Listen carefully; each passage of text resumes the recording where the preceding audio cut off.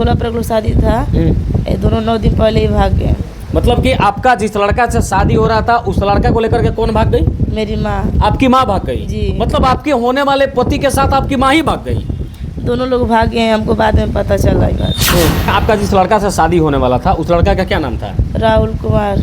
कितना उम्र होगा उसका? जी 21 से 22 साल। और आपकी माँ की उम्र कितनी है? 42 साल। 42 साल। जी। मतलब वो लड़का आपके माँ को दामाद लगता है? जी दामाद लगता। मतलब यूँ कहे कि 42 साल के सासू माँ के साथ 22 साल का दामादी फरार हो गया। जी। बताइए, कोई दामाद आता है घर पे तो उसकी माँ साड़ी पहनती है ना।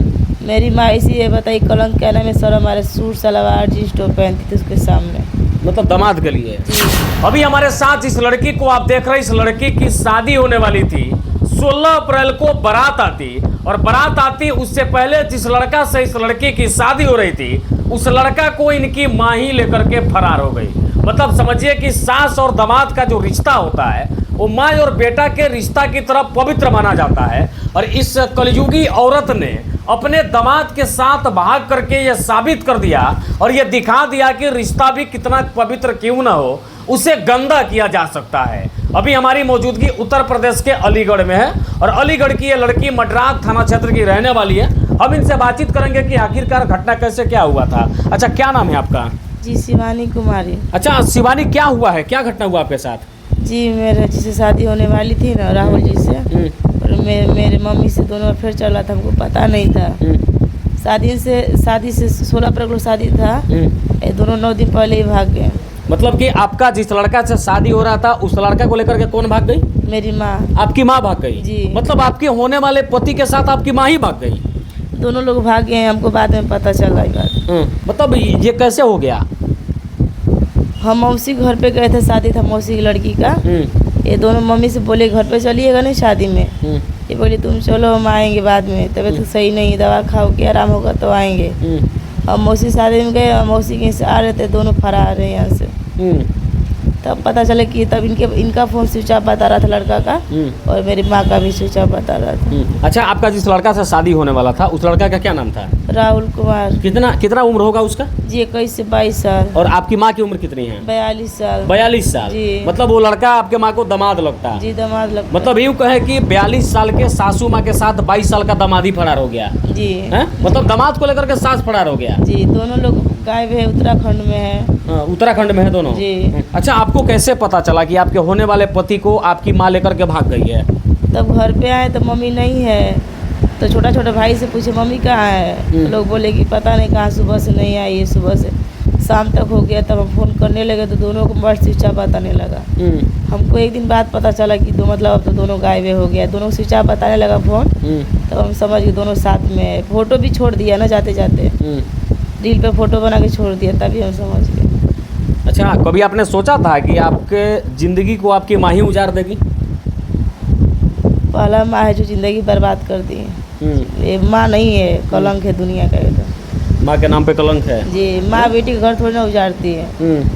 नहीं, माँ नहीं है, माँ करने भी शर्म आ रहा है। तो कैसे हो गया ये घटना? कभी सोचा था आपने इस प्रकार होगा? कभी भी नहीं सोचे थे हम कि ऐसी माँ धरती पे होगी।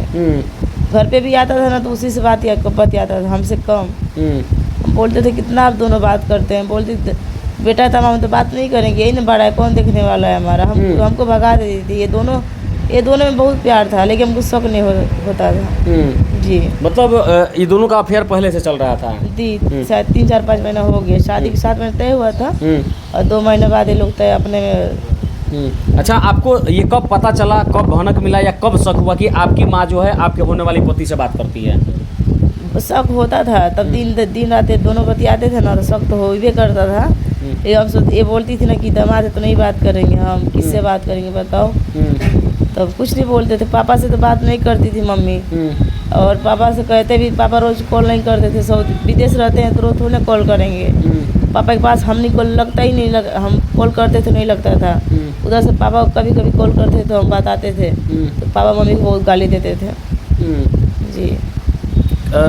शादी जिस लड़का से आपका हो रहा था कितने दिन पहले शादी लगा था? 7 महीना पहले। मतलब शादी आपका हुआ नहीं तब तक वो आपका होने वाला पति आपके घर आता था? जी आता था। आप बुलाते थे? नहीं, हम नहीं बुलाते, मम्मी बुलाती थी। मतलब आप अपने दामाद को आपकी माँ ही बुलाती थी? जी वही बुलाता, वो बोलती थी तबीयत खराब है, कुछ ना कुछ बहाना बुला लेती थी। और दोनों लोग अपने में मौज मस्ती। बताइए कोई दामाद आता है घर पे तो उसकी माँ साड़ी पहनती है ना, मेरी माँ इसी है, बताइए कलंक क्या नाम है, सर हमारे सूट सलवार जींस टॉप पहनती थी उसके सामने। मतलब दामाद के लिए? जी। हाँ। मतलब यूँ कहें कि आपको जिसने जन्म दिया, जिंदगी जिसने दिया, उसने ही जिंदगी को बर्बाद भी कर दिया। कर दिया, अच्छा से कुछ बचा थोड़ी नहीं, इज्जत भी चला गया, सब कुछ चला गया। अच्छा, आप अपने माँ के लिए क्या कहना चाहेंगी?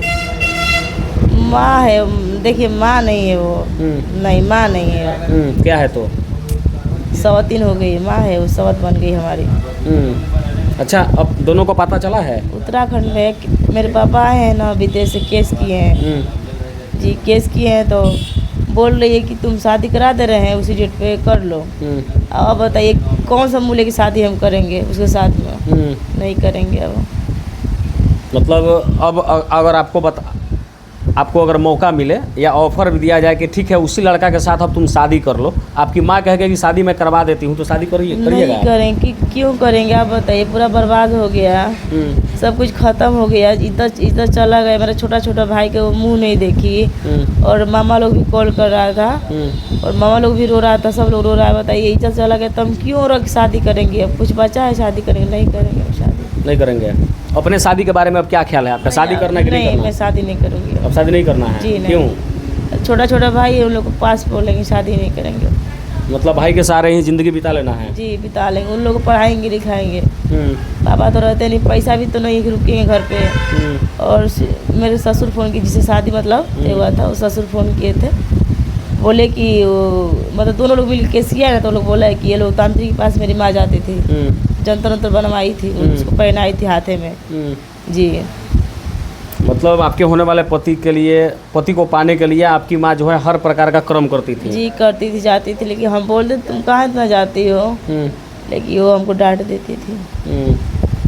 बाकी आप देखिए, जब से ये घटना घटित हुई है तब से देखिए इस लड़की का चेहरा उड़ गया है, और जाहिर सी बात है कि किसी की भी ज़िंदगी जब बर्बाद हो जाएगी, किसी की भी ज़िंदगी में आग लग जाएगी, तो फिर ये चीज़ें आम बात हो जाती है। बाकी आप देखिए किस प्रकार से इस टूटे बिखरे हुए लड़की को आप देख लीजिए। ये लड़की दुल्हन बन पाती, डोली में बैठ करके ससुराल जा पाती, पति से अपने ज़िंदगी के सुख दुख को बांट पाती, उससे पहले इनके होने वाले पति को इनकी माँ ही लेकर के फरार हो गई। कहते हैं कि कलयुगी पत्नी कुछ भी करा सकती है, ठीक उसी प्रकार की एक कलयुगी माँ की हम कहानी आपको उत्तर प्रदेश से दिखा रहे थे। बाकी आप इन तमाम खबरों के बारे में क्या कुछ सोचते हैं हमें ज़रूर बताइएगा, और समाज के लोगों में यह वीडियो दिखा करके बस मैं ये बताना चाह रहा था कि इस कलयुग में कुछ ऐसे भी लोग हैं जो रिश्तों को तार कर देते हैं, और रिश्तों को तार करके किसी भी पवित्र रिश्ता को कलंकित कर देते हैं, जैसे जिसकी शिकार ये लड़की हो गई है। आप इस वीडियो के बारे में क्या कुछ सोचते हैं? अपनी प्रतिक्रिया जरूर बताइएगा, हम आपका प्रतिक्रिया का इंतजार करेंगे। जय हिंद।